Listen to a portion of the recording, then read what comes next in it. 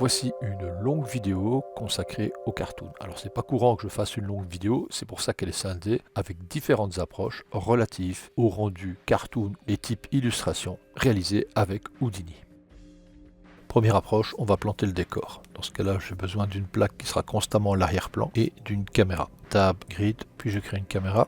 La grille va être l'enfant de la caméra. Si je sélectionne la grille, automatiquement nous voyons qu'elle s'est alignée par rapport à la caméra, vu que hiérarchiquement, elle est en fait son enfant. Alors j'appuie sur M pour avoir l'axe local de la grille. Je recule de telle manière à ce que la grille soit bien à l'arrière. Je vais dans l'espace objet de la grille. Je vais modifier son orientation. Je n'ai pas besoin de subdivision, donc je vais mettre tout simplement le minimum requis.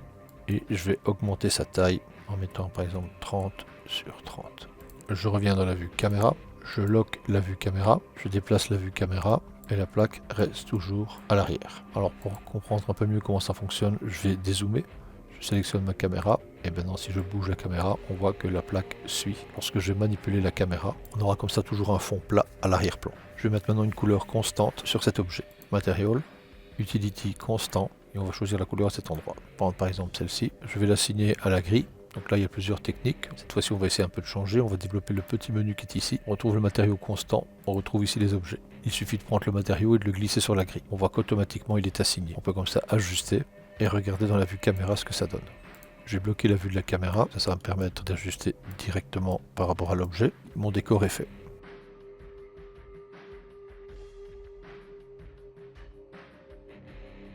Deuxième partie, on va appliquer sur l'objet un cartoon shader. Houdini vous propose déjà des toon shaders. On va prendre celui-ci, donc le toon color shade. On le prend à cet endroit, on glisse, on dépose. On active les paramètres du toon shade et on va retrouver trois zones. La zone highlight, la zone min color et la zone shaded color. Je vais cliquer ici pour avoir un aperçu, choisir la zone et voici mon aperçu. En bougeant sur les valeurs, vous allez agrandir ou réduire la zone, soit de la light color, du min color. Le shaded color, quant à lui, n'a pas de gestion de remplissage, vu qu'il est toujours au périmètre extérieur et ce sont les autres qui vont remplir progressivement l'intérieur. Le concept du toon shader, toujours de suivre l'orientation de la caméra. Si je tourne la caméra, on voit que le shaded color est au périmètre, que le highlight est plus à l'avant-plan et qu'entre les deux, vous avez le min color. Tout ça étant perpendiculaire et parallèle à la caméra.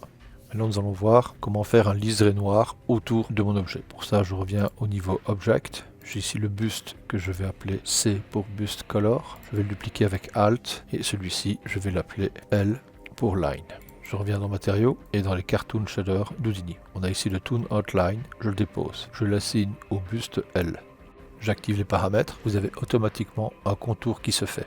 Pour mieux comprendre le concept d'une line, on va cacher le premier buste, donc c'est-à-dire le buste color. Je vais faire bouton droit dessus et je vais aller dans Flag Display. On voit comme ça que en fait le Toon Line ne fait rien d'autre qu'un aplat de couleur noire. Je réactive le buste color. Voyons maintenant les paramètres du Toon Line. Le premier paramètre gère en fait l'épaisseur.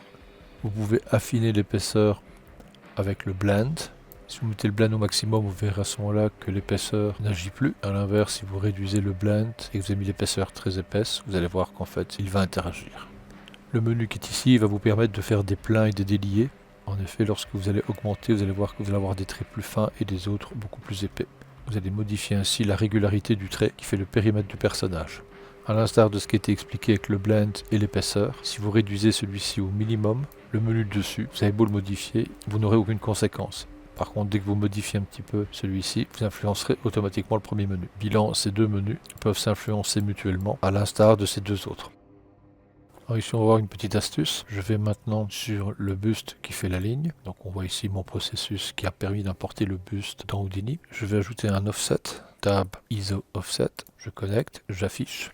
Pour l'instant, il est en mode fog. On va mettre tout simplement ISO surface. On va le convertir Polygon SOAP. Attention à la conversion en Polygon SOAP et sa compatibilité restrictive avec Mantra. On a ici l'offset, la division, c'est-à-dire plus ou moins de détails par rapport à l'offset qui prend comme référent le buste.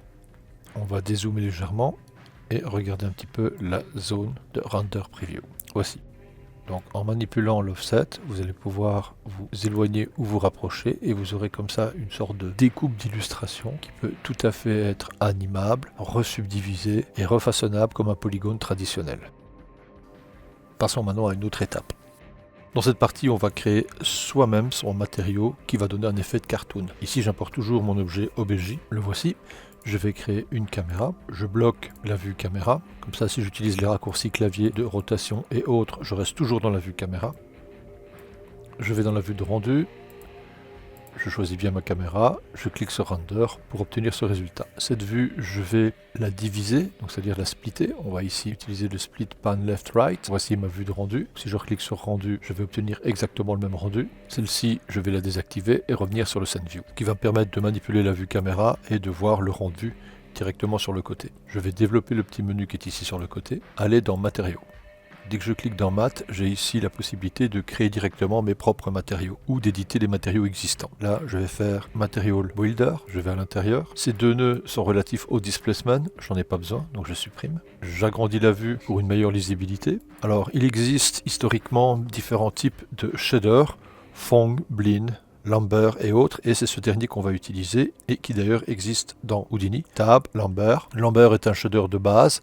On voit ici diffuse couleur et l'intensité du diffuse. Sur color, je vais demander que tout soit en mode additif, c'est-à-dire je prends le nœud luminance. La luminance va utiliser un ramp, donc ramp parameters, et tout ça va être affiché en termes de menu au niveau supérieur du shader.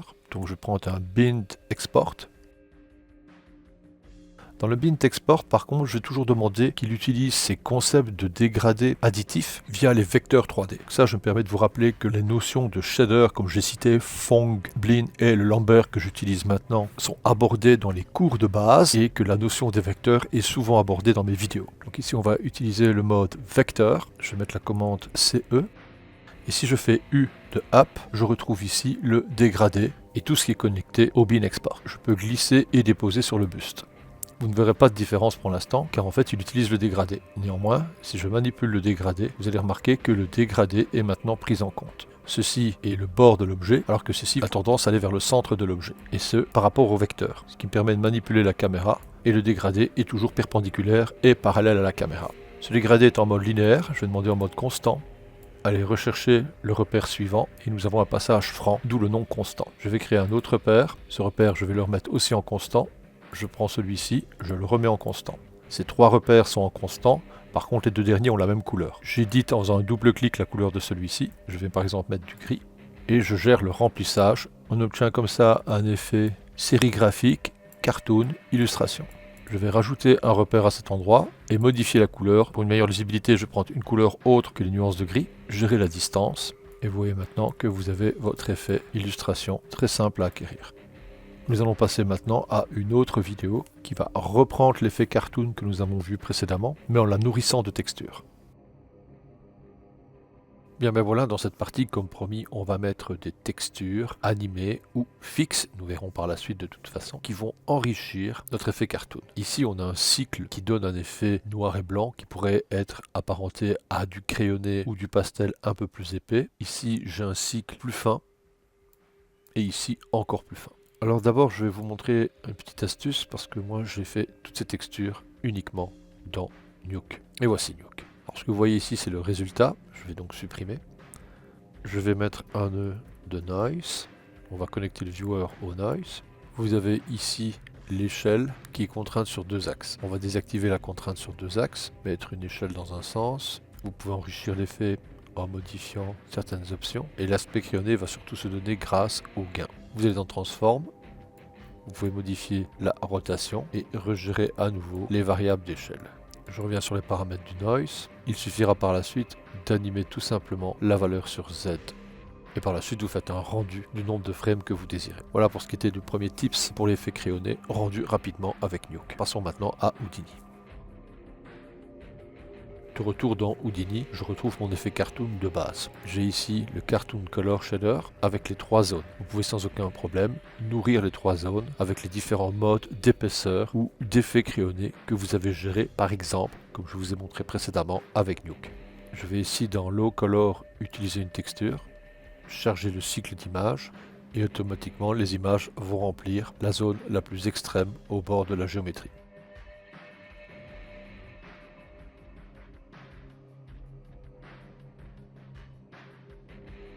Je reviens dans mon matériau, je vais ici choisir une autre texture.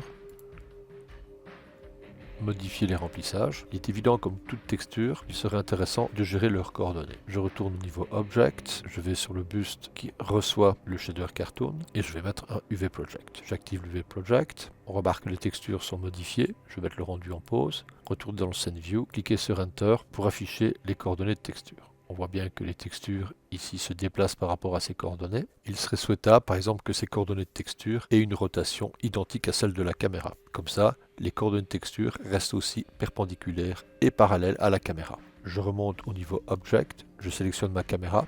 J'ai ici toutes les rotations de la caméra. Bouton droite, Copy Parameters. Je reviens dans le buste pour rééditer les propriétés de l'UV Project. Et sur Rotation, Past Relative Référence. Maintenant, les coordonnées de texture sont alignées à la caméra. On peut toujours ajuster le placement, ainsi que les variables d'échelle, modifier l'échelle de manière non homothétique. Ce sur XY, car l'échelle sur Z dans ce cas-ci n'a pas d'intérêt. Vérifions, ma caméra est toujours bloquée. Si je tourne la caméra, on voit que les textures sont toujours perpendiculaires et parallèles à la caméra. Si d'aventure vous voulez remodifier l'inclinaison, étant donné que la rotation est connectée à la caméra par le principe du Copy Parameters, vous pouvez mettre ici un Edit UV. Une fois que vous avez votre UV Edit, vous allez chercher tout votre objet. Et par exemple en rotation, je vais prendre sur Z ici et je vais mettre une variable de rotation. On voit maintenant les traits qui s'inclinent et vous pouvez encore gérer comme ça les différentes transformations. Revenons au matériau Color. Si j'augmente le Use Color, vous ne verrez aucun effet. En effet, il est tout à fait possible d'ajouter une couleur à votre géométrie avant. Et à ce moment-là, les effets cartoon vont se mixer avec la couleur qui est sur cette géométrie. Donc c'est ce que nous allons faire. On va donc aller au niveau Object, sur le buste. Je vais mettre par exemple ici un nœud Color. Je vais choisir une couleur bien visible. Je reviens sur Matériaux. Et dans Use Color, je vais modifier la valeur pour obtenir un mix de la couleur que je viens de mettre par rapport à ce shader. Voyons maintenant une autre approche du remplissage de texture, utilisant toujours le Toon Color Shader. Alors, je vais supprimer le Toon Color Shader qui est ici, en recréer un autre. Comme il porte le même nom, automatiquement il sera assigné. Je vais dans la partie du milieu utiliser une texture qui est en fait un simple trait. Voici, Accept. Alors le trait se met toujours par rapport à la texture qui a été utilisée au préalable. Je vais aller maintenant supprimer l'édition et la couleur que j'ai ajoutée dans le buste pour l'exemple précédent. Et je retourne dans Matériaux. Alors dans cette série de vidéos relatives au cartoon, on a déjà été dans l'intégrité même de la création de textures avec le Build Matériaux. Et ici nous allons aller dans l'intégrité du Toon Color Shader. Double-clic, on a ici le nœud. Et si je veux aller dedans pour le manipuler, je refais un double-clic et je vois tous les nœuds. Alors faut pas avoir peur parce qu'en fait ça a l'air compliqué, mais chaque chose est bien séparée et bien distincte. Par contre, actuellement, tout est bloqué. Donc je remonte avec U. Et je vais débloquer les nœuds de construction permettant de créer ce Toon Color Shader. Bouton droite, vous cliquez sur ce menu, automatiquement le cadenas s'ouvre. Lorsque vous ouvrez pour voir tous les nœuds qu'il constitue, vous pouvez y accéder, les manipuler, les personnaliser. Alors en fait, on a ici l'UV Coordinate et les trois nœuds correspondant au niveau de remplissage. Donc on a le Color Mint, le Color High et le Color Low. Si je remonte avec U, je rappelle que la texture nourrit le Min Color. Je redescends avec I. On a donc bien le Color Min qui est ici. Là, on a les deux gestions des coordonnées de texture. Et je vais tout simplement multiplier les valeurs. Tab, Multiply. On va prendre ici le Multiply constant. On va le mettre sur celui-ci. Avec Alt, je vais dupliquer le nœud et le mettre à l'autre. Je vais multiplier par 5. On voit maintenant que l'échelle est multipliée par 5. Je vais prendre le premier nœud que j'ai créé. Si je mets 0,5, je réduis de moitié. Je modifie les textures qui sont projetées d'une manière non homothétique vu que les valeurs sont différentes sur les deux valeurs de coordonnées. Voici une possibilité qui peut donner un aspect graphique très intéressant en ayant la même texture. En effet, c'est toujours la même image que je vais utiliser, mais je vais modifier son remplissage. Ici, je vais multiplier par 5. Je remonte avec U. Je vais utiliser exactement la même texture, mais cette fois-ci au périmètre, c'est-à-dire dans le Low Color. Use Texture. On a la même texture qui est ici. Je redescends dans la construction du shader. Dans le Low Color, je vais remettre le même nœud. Donc Tab, toujours pareil, Multiply constant. Je vais en mettre un sur une coordonnée. Avec Alt, je duplique et je nourris l'autre coordonnée. Donc pour avoir la même inclinaison, je rappelle que là j'avais mis 5 sur les premières coordonnées et j'avais mis 10 sur l'autre coordonnée. Alors si je veux qu'il soit deux fois plus grand, ici je vais mettre 2.5 et ici au lieu de mettre 10 je mets 5. J'ai donc exactement la même inclinaison mais le graphisme est 2 fois plus grand. Je remonte avec U et il est évident que je peux gérer maintenant le remplissage. On va voir que le graphisme va se remplir. Tout ça étant totalement interactif avec la caméra. En effet, si je tourne la caméra et que j'ajuste son placement, on voit forcément que les traits suivent toujours, puisqu'ils sont toujours tributaires du placement de texture. Voilà, j'espère maintenant que tous ces effets relatifs au cartoon vont vous permettre d'enrichir l'aspect graphique de vos rendus.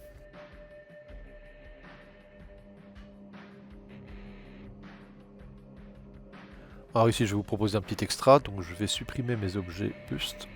Je vais garder néanmoins le décor, la caméra ainsi que les matériaux. Dans la vue perspective, j'affiche la grille pour une meilleure compréhension. Je vais dans Simple FX et je vais prendre le simple smoke qui est ici. J'appuie sur Enter, je suis sur le premier frame, j'avance dans la timeline pour voir l'évolution de mon objet volumétrique. Il est évident que mon objet volumétrique ne peut pas avoir un cartoon shader sur lui, car c'est un objet volumétrique, et que les cartoon shaders sont spécifiques aux objets constitués de primitives. Donc on va utiliser une conversion. Je vais donc mettre un convert volume, tab, convert volume, j'active. L'ISO value, je vais l'augmenter. Vous pouvez gérer le detail level, et votre objet volumétrique est devenu tout simplement un objet polygonal. Vous pouvez lui appliquer maintenant toutes les techniques que nous avons vues, y compris les coordonnées de texture spécifiques. Je vais enlever la grille, revenir dans le render view, activer mon rendu. Voici l'objet volumétrique sans shader. On va lui mettre par exemple le toon shader que j'ai créé au préalable, qui utilise, je rappelle, les effets graphiques. Créer un autre toon shader et regardez comment le shader réagit.